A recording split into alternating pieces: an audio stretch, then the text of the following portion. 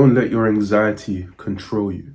In this video, I want to talk about why you should never let your anxiety control you, because you deserve a life of respect, honesty, truth, courage, and strength, and independence. And your anxiety has nothing to do with any of those things.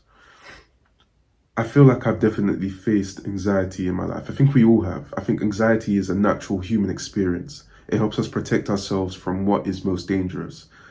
Being human and our ancestors, anxiety was important for our survival. You know, if we saw a fucking saber-toothed tiger, we're going to run away from it. It puts a bit of fear, a bit of pep in our step. However, now we've got fuck all to worry about. The most we've got to worry about is diabetes if you eat too much KFC or McDonald's or whatever it is.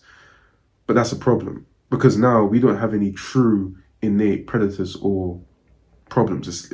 Or unless you live in Australia, then everything's a fucking predator to you. But still, our anxiety doesn't serve much purpose anymore.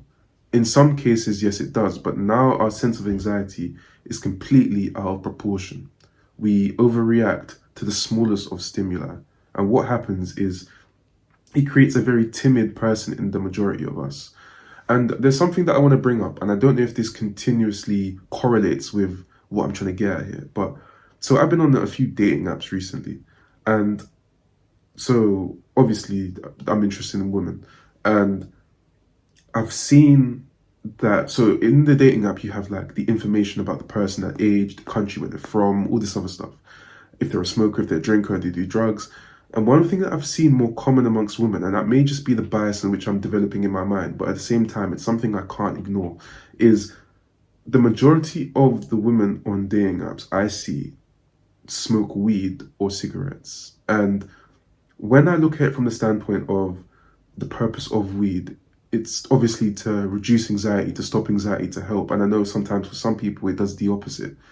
But I couldn't help but then try and notice and identify with that. Could that be a situation due to the fact that we are a lot more anxious in today's society than before, that we actively need drugs to help us calm down.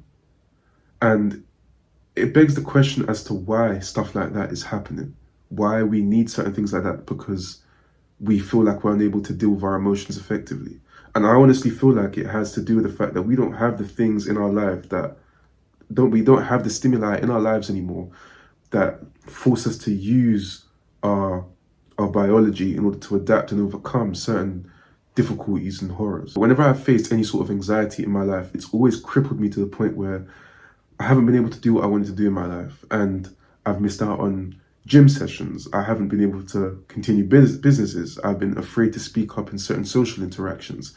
It's completely dumbed me down to a shell of who I could have become, simply because I was worried about what my mind was telling me.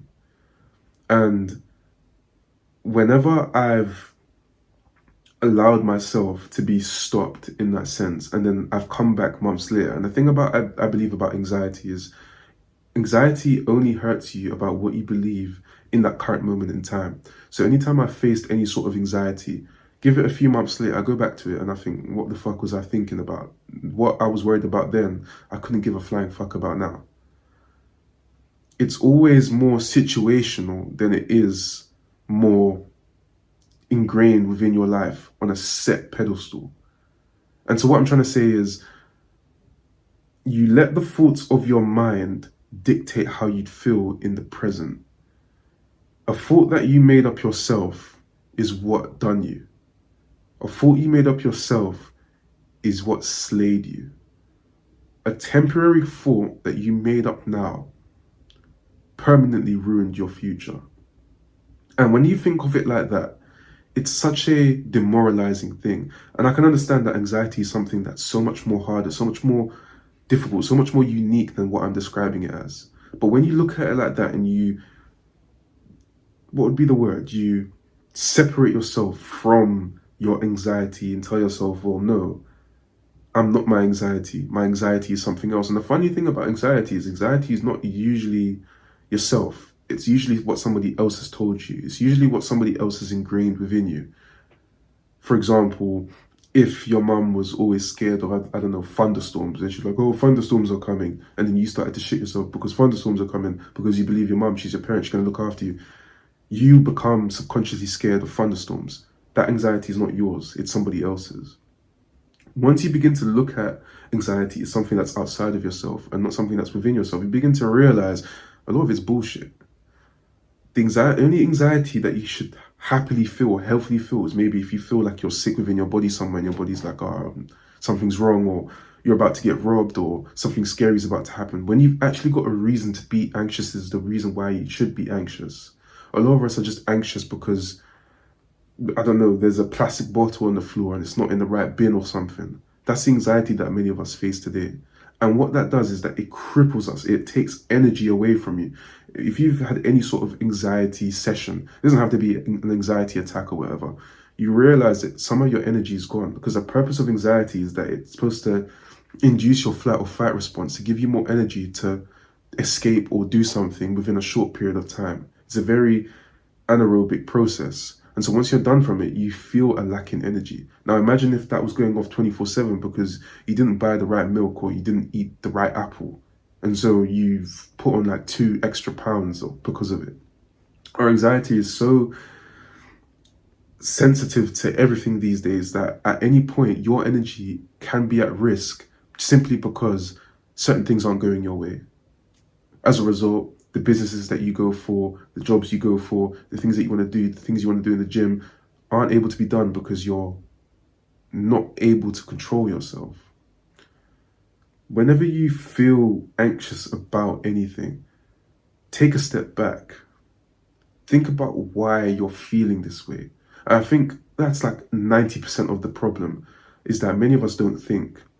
We think it's more than enough to just go through it and feel it. And the thing is once you feel something for long enough, it becomes quite normalized to the point where you're not able to say to yourself, well, no, it isn't normal. If you ever feel like you're having any sort of anxiety or whatever, take a step back and think about it. And ask yourself, do I need to feel this? And probably you don't. And remember, never forget who you are.